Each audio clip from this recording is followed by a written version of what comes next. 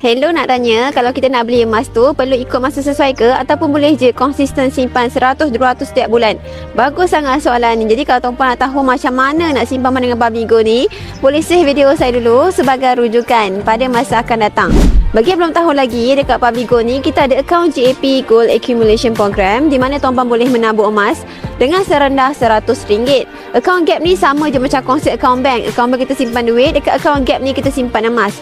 Jadi bilakah waktu sesuai nak beli emas? Pertama sekali, bila kita ada duit lebihan yang kita tak nak guna dalam tempoh 2 tahun ni, maka tuan-puan boleh alihkan sebahagian simpanan tuan-puan dalam bentuk emas fizikal emas 999.9. Yang kedua adalah waktu sekarang, di mana tuan-puan harga emas akan terus melonjak, dan maka tuan-puan boleh mulakan sekarang juga tanpa berfikir panjang.